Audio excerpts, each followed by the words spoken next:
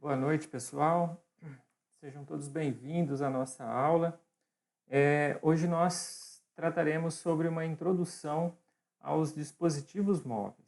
Falaremos aí um pouco sobre o histórico, sobre as principais características, a evolução histórica, né, desses dispositivos que nós conhecemos aí nas últimas décadas, ok? Esse conjunto de slides eu peguei do professor Clóvis Rocha, da Faculdade de Guararapes, disponível no SlideShare. Então, os créditos são para o professor Clóvis Rocha. Bom, a ementa, né, que geralmente a gente fala sobre a computação para dispositivos móveis, né? Esse tipo de computação, então, ele acaba projetando e implementando sistemas computacionais que estão dentro de dispositivos móveis, aparelhos móveis, que hoje compõem a gama de produtos de informática, né? Então, a definição acaba sendo essa, né? De que os aplicativos móveis eles são acessíveis por meio de quaisquer dispositivos computacionais integráveis com aplicações existentes. Então, essa computação de dispositivos móveis, ela é responsável por implementar serviços, softwares capazes de rodarem, de serem executados em dispositivos móveis pequenos, né?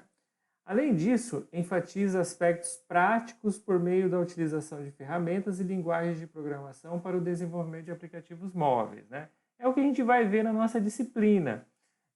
A gente vai destacar, como eu falei na aula anterior, a questão do desenvolvimento dessas ferramentas, desses aplicativos para dispositivos móveis, utilizando linguagem de programação específica, que nós já começaremos a descrevê-las na próxima aula, na próxima semana, tá? Ok.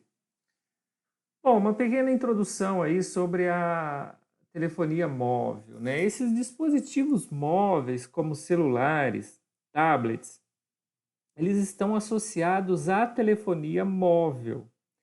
E não dá para a gente entender como chegou, né, como chegou até hoje, sem voltarmos na história para compreender o próprio desenvolvimento da telefonia móvel, ok? Então é por isso que nós estamos voltando ao passado para compreender.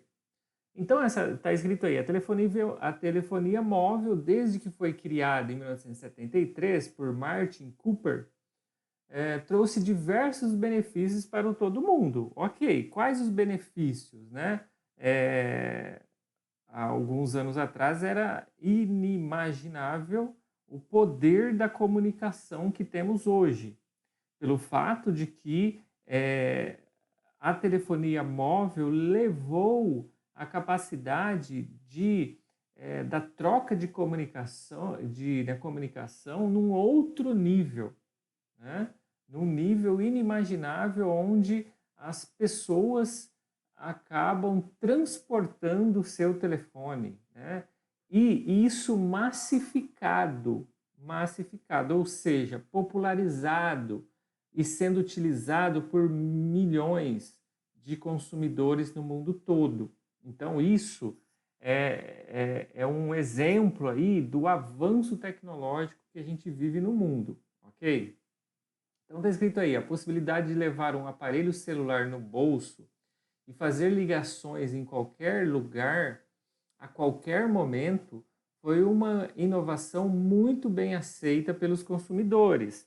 Pessoal, essa portabilidade, essa possibilidade que se mostra nos últimos anos, ela foi revolucionária pelo fato de que as pessoas têm a capacidade hoje de utilizar uma tecnologia de ponta capaz de inseri-la no contexto de comunicação, né, em qualquer lugar. Então, a questão é essa. Quando a gente fala de dispositivos móveis, nós estamos falando de qualquer lugar. Então, nós temos tecnologia capaz de que, de qualquer lugar, as pessoas conseguirem se comunicar. Calma com esse qualquer lugar, tá? As coisas não são bem assim. Tem lugares remotos, tal, que essa tecnologia ainda não funciona muito bem, mas via de regra nos grandes centros urbanos, tá? Vamos lá, vamos particularizar essa questão. Nos grandes centros urbanos você tem o serviço disponível, ok? Então fique bem claro isso.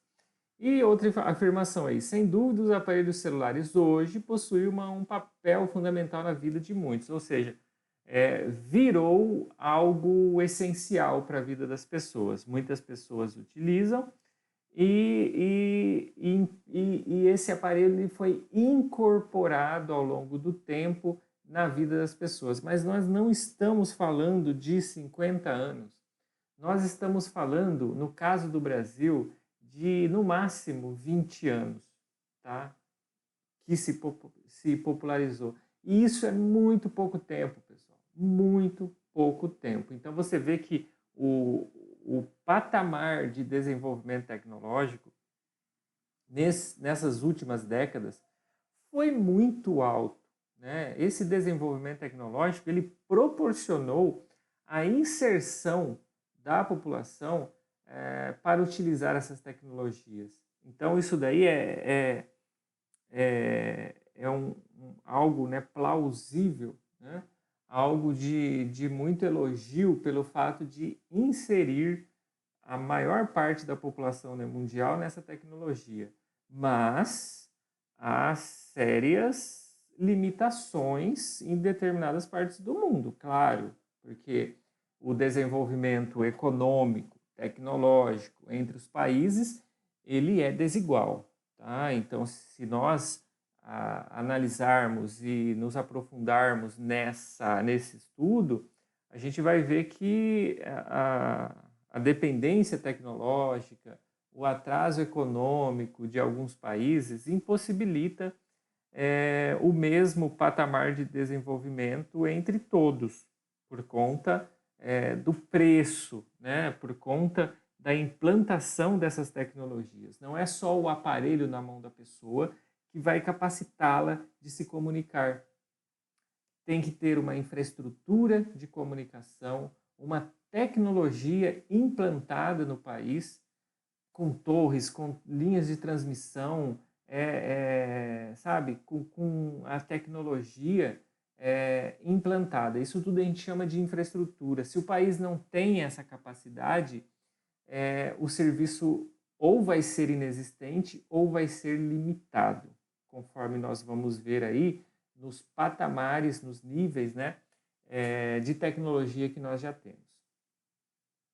Bom, desde a sua criação, os aparelhos celulares passaram por um processo de evolução constante. Então, é isso que a gente vai ver, né? Se a gente analisar o design, a tecnologia por trás dos aparelhos celulares, nós vamos ver um tremendo avanço tecnológico. Diversos fabricantes do mundo todo investiram tempo e recursos financeiros para criar novos aparelhos, cada vez mais modernos e desejados pelos consumidores. Vamos lá.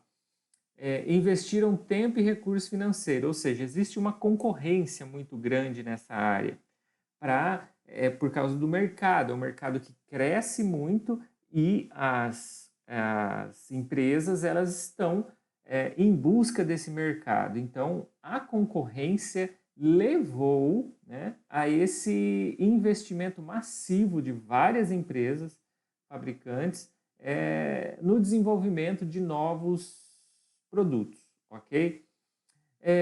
Cada vez mais modernos, tá? Essa modernidade ela é associada à tecnologia disponível.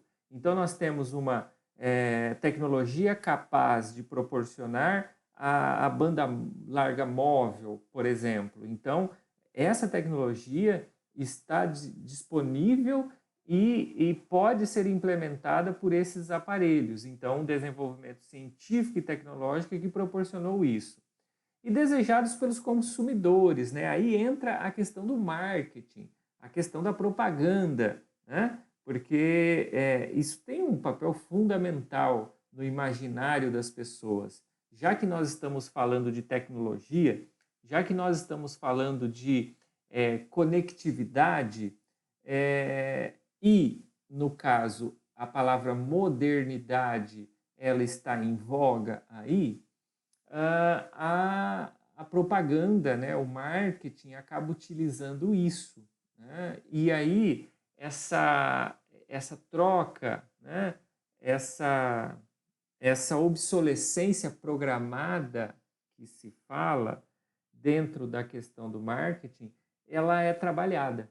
A obsolescência, essa obsolescência, né, programada seria o seguinte, né? Por exemplo, eu tenho um aparelho celular que tem 2 anos. Aí, constantemente, as empresas lançam novos produtos. Ok, esse meu aparelho de 2 anos atrás, ele está desatualizado, vamos pensar assim.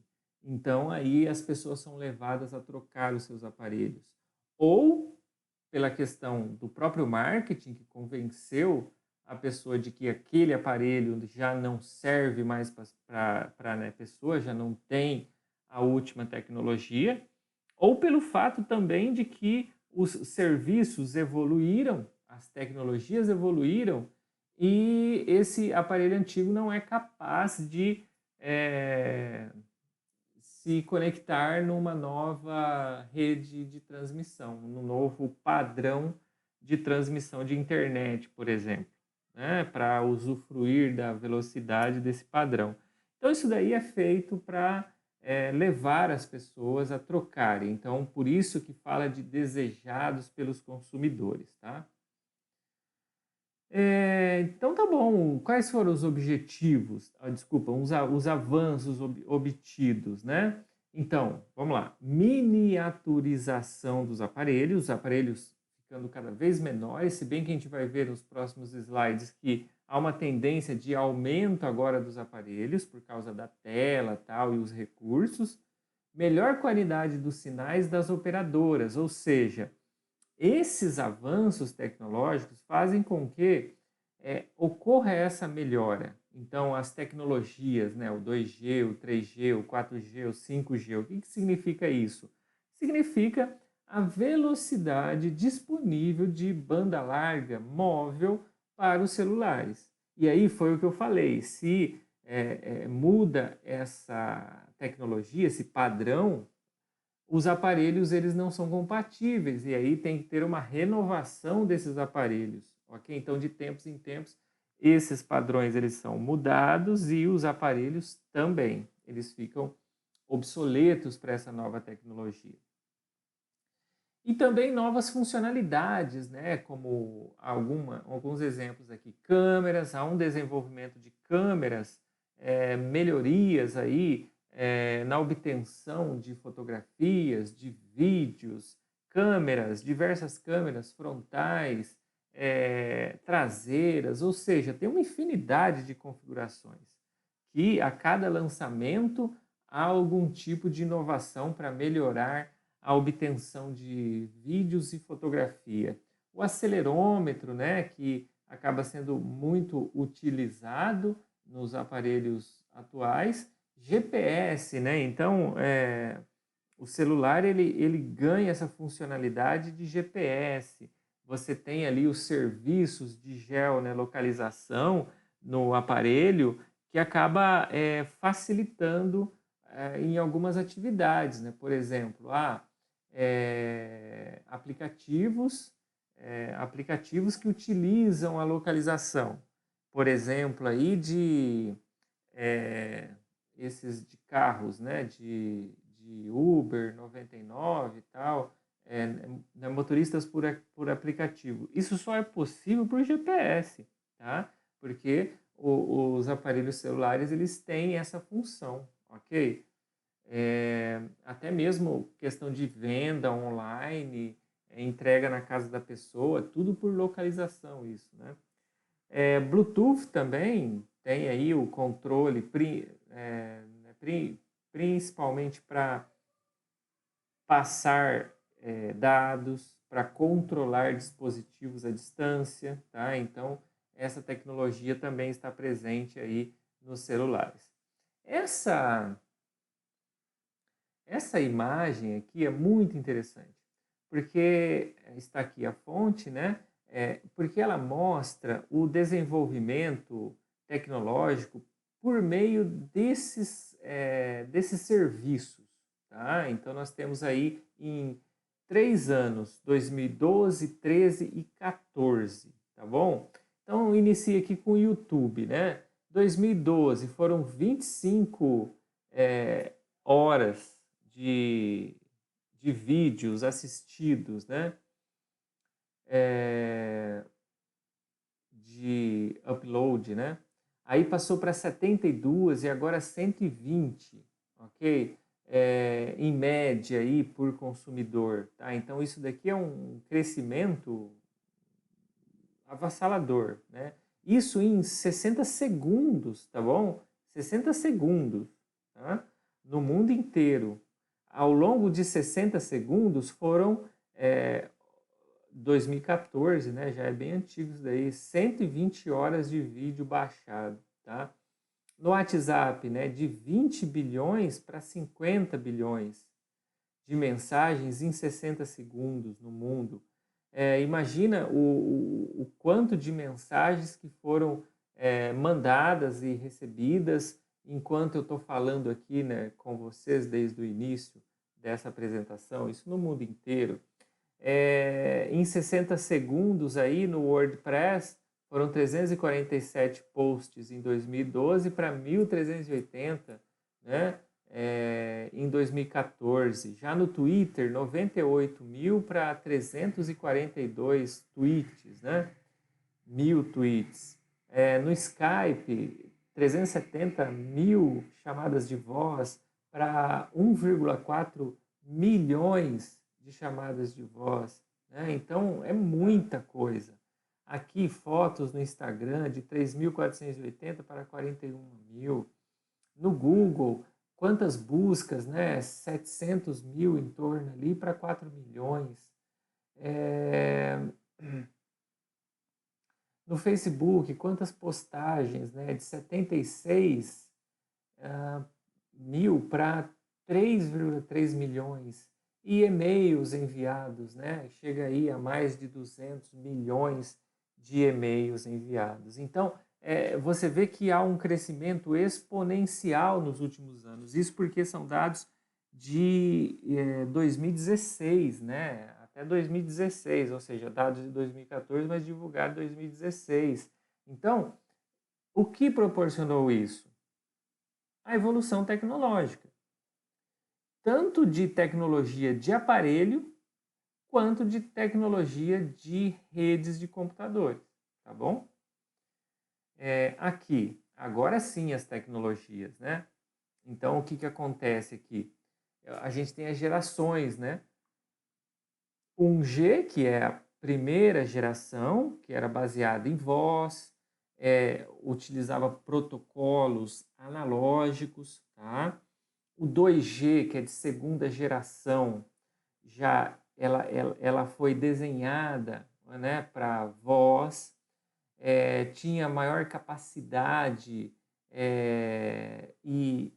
de cobertura e maior capacidade, teve um aumento aí de cobertura e capacidade, e foi o primeiro padrão digital, né, que é o conhecido GSM e CDMA, que é no 2G, ok? E aqui a imagem, né, a figurinha, mostra que nessa época era mais texto, né? Mais enviado, mais texto. As pessoas trocavam mensagens por texto.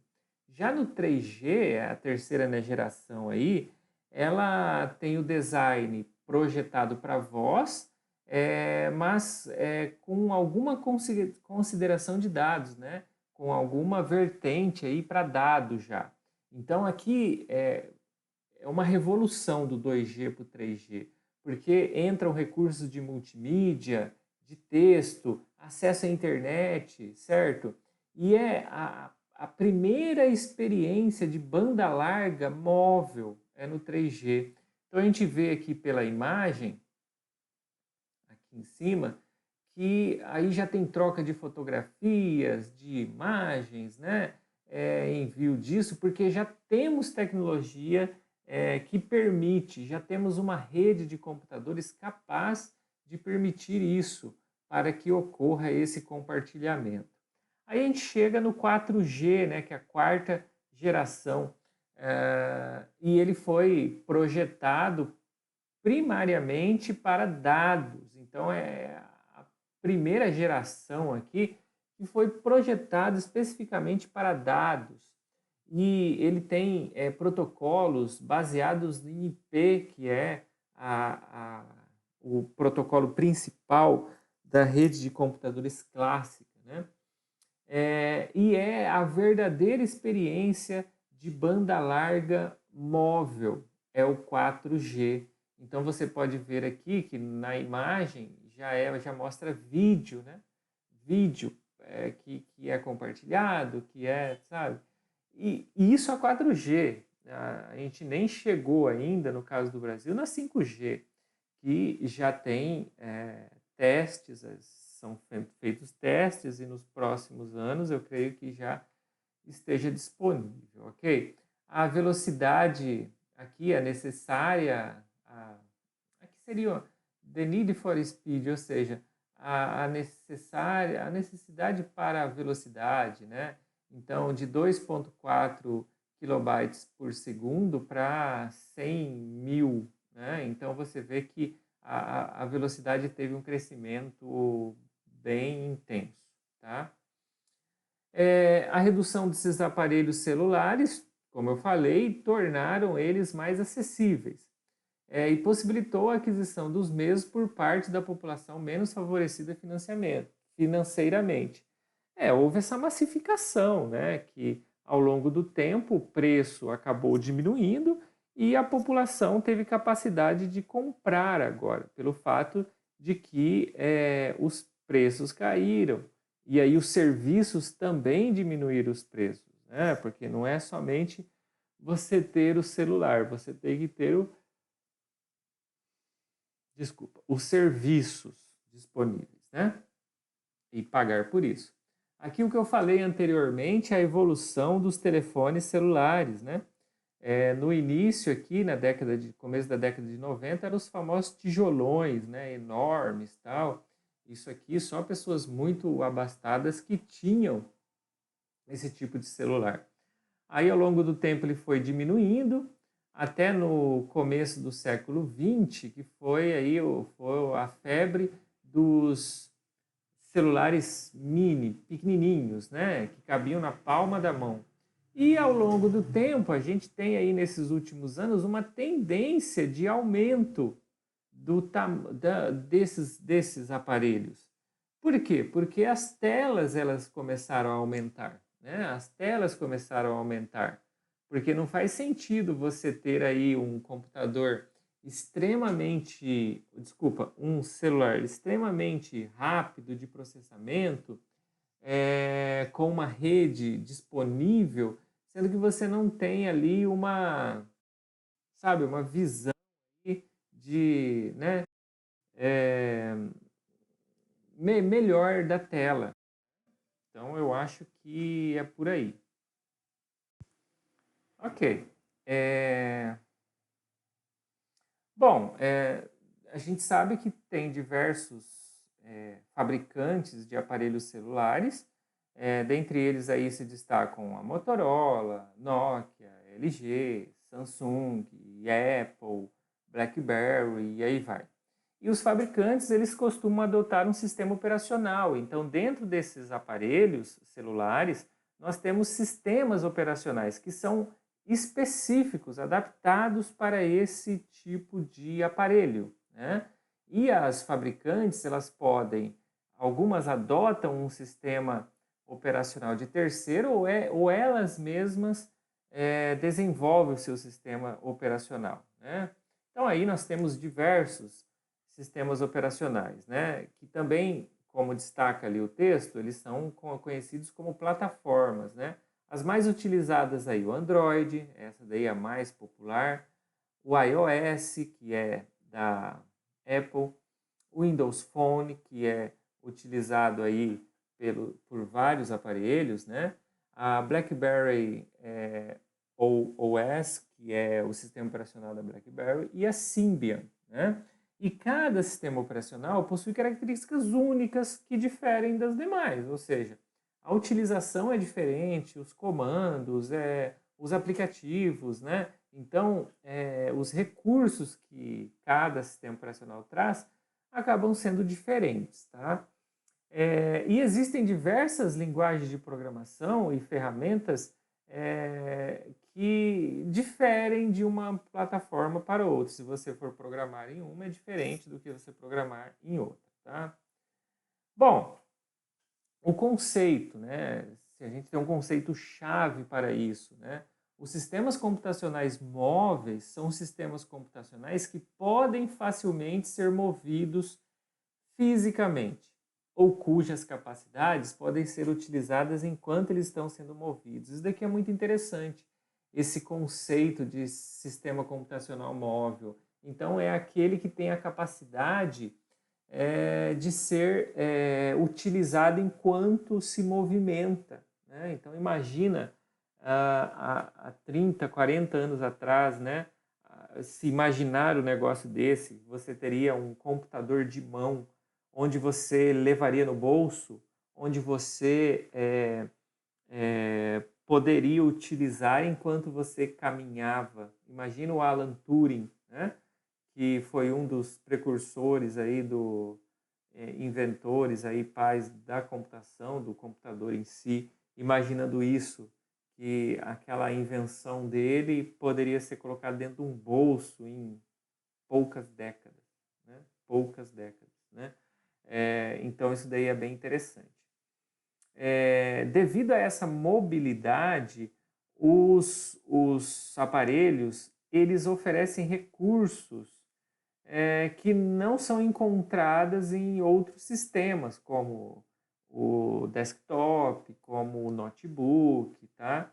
Então, ele tem um constante monitoramento do nível de energia, tá? E prevenção de perda de dados em caso de pane de energia. Isso aí acontece, e muito, né? Quem que não sofre aí com a questão da energia, da bateria, a famosa bateria dos smartphones, né? Isso é um gargalo que tem que ser resolvido, porque o processamento é elevado, mas só que os recursos, né, de energia, de armazenamento, eles são limitados. Armazenamento de dados local e ou remoto através de comunicação com ou sem fio. Então, nós temos aí a possibilidade nos nossos aparelhos móveis de armazenar os dados localmente nele, né, no dispositivo, ou remotamente, através de vários serviços da nuvem, né? E sincronização de dados com outros sistemas, recursos aí que você pode sincronizar para transferir arquivos, para processar dados, certo? Então, você tem essa possibilidade de sincronização. Também com a internet das coisas, né? Você sabe que a internet das coisas é a utilização de internet em aparelhos eletrodomésticos, vamos pensar assim, eletrônicos e eletrodomésticos dentro de casa. E esses aparelhos, eles podem ser sincronizados com os celulares e eles podem ser utilizados para controlar esses aparelhos, tá? Então aí considera-se sistemas móveis, os sistemas são desenvolvidos para rodar em palmtops, celulares, tablets e similares, tá? O histórico aí, né? Na visão de dispositivos móveis, a computação móvel começou em meados de 1992. Tá? Então é algo muito recente, pessoal. Com o lançamento aí do handheld chamado Newton Message Pad pela Apple. Então a Apple lançou esse embrião do iPad, vamos pensar assim, né? Em 92. Está aqui, não, isso aqui é um iPad, certo? Mas ele é esse aqui, ó. Tá? Bom, quais eram as características desse aparelho do Newton? Ele tinha tela sensível ao toque, mas era através de uma caneta, né? Principalmente dá para usar o dedo, mas só que principalmente a caneta. 1 megabyte de memória total e a capacidade de transmissão de dados de 38,5 kilobytes por segundo, certo? Ele não emplacou porque ele era muito grande, pesado e caro, mas ele é considerado o início aí dos dispositivos móveis. Já em 96, depois de 4 anos, a US Robotics, conhecida fabricante de placas fax modem, lançou o Palm Pilot 1000 e 5000. O que aconteceu? Esses dispositivos eles tiveram grande aceitação e eles foram uma base para a plataforma de Palms, que chegaram a atingir 80% do mercado mundial, né? Depois essa empresa, a US Robotics, ela foi adquirida pela Tricol, que desmembrou a empresa em Palm Incorporation, né? Empresa voltada no mercado de PDAs, ou seja, desse tipo de plataforma, né? Está aqui esse é o Newton, tá? Aí também em 1996 começaram a surgir dispositivos com Windows da Microsoft, como o NEC, Mobile Pro 200 e o Casio A10. Até o lançamento do Windows CE 3.0 e da plataforma Pocket PC em 2000, a plataforma Windows CE não teve grande aceitação no mercado. Tá? Isso foi um problema. E a partir do sistema operacional Pocket PC 2000, embutido em dispositivos como o HP Jornada e o Compaq iPad, essa plataforma ganhou aceitação do mercado e começou a crescer. Ok? Aqui nós temos os como é que chama?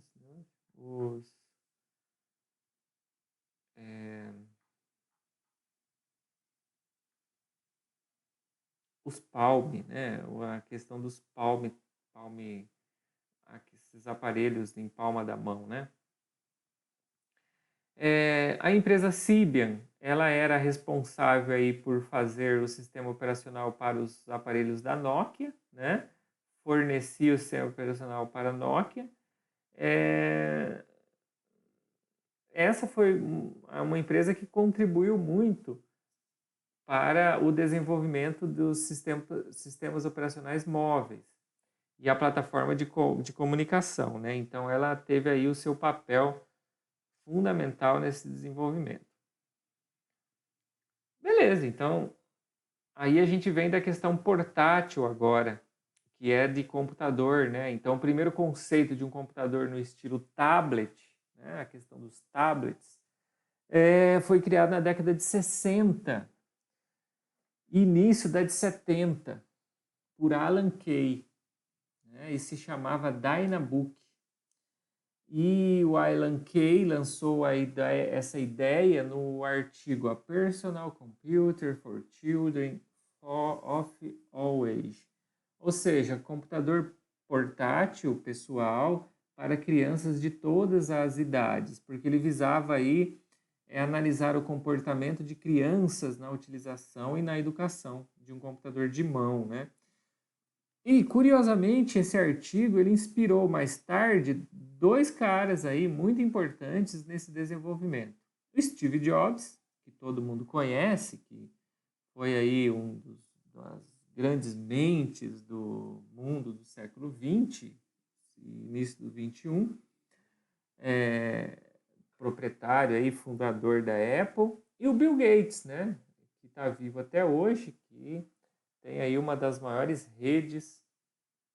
maiores empresas do ramo de informática, que é a Windows, né? A Microsoft, desculpa. E aí eles começaram a criar novas ideias e produtos para a computação móvel, né?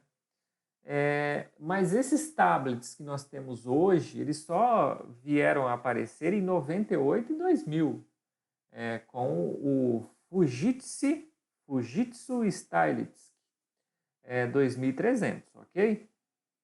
Então, nós temos aqui algumas imagens, tal.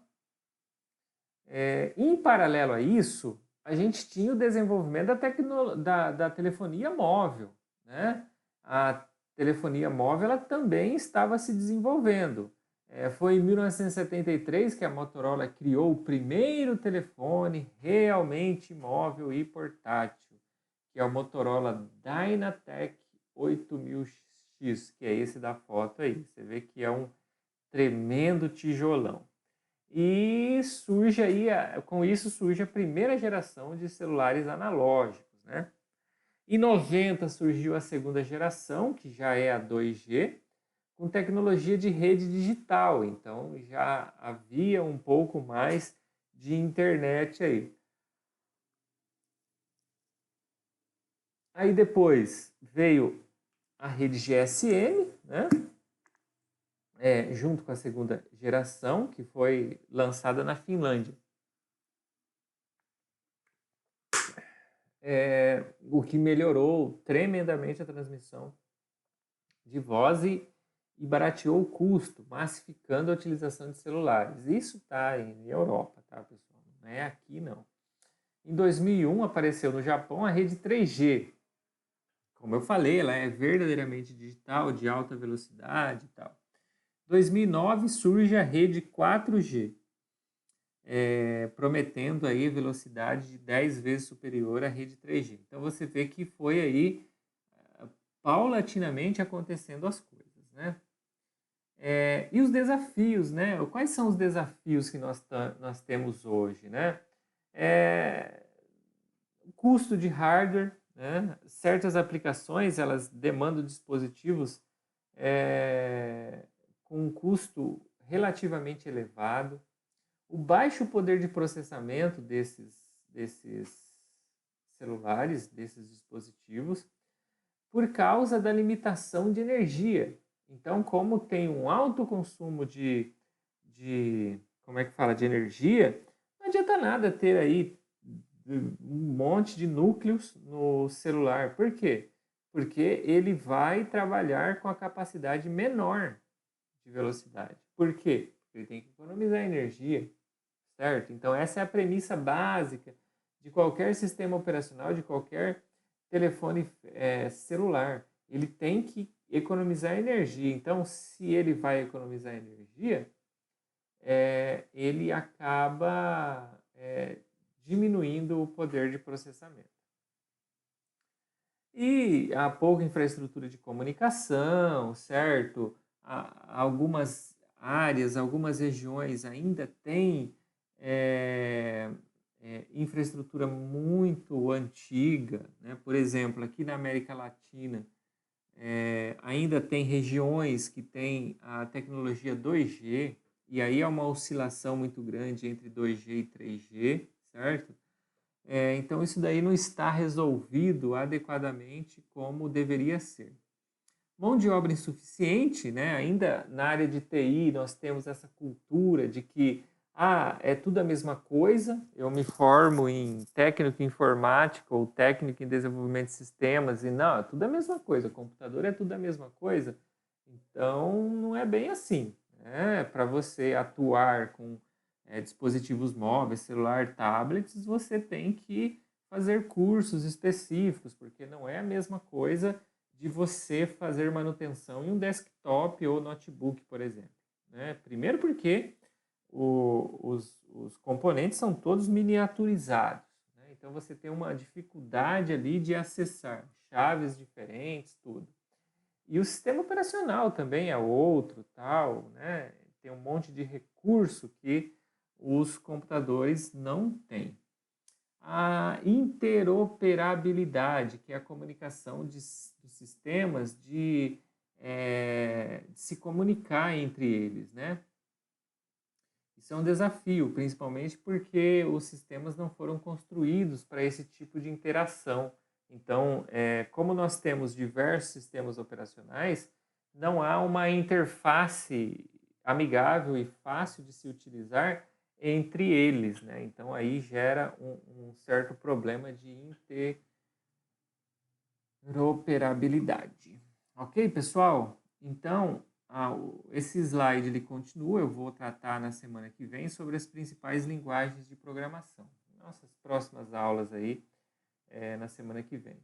Pessoal, então é isso. Eu agradeço aí a participação de todos e tenham uma boa aula e eu vou continuar aqui à disposição de vocês, ok? Muito obrigado e abraço a todos.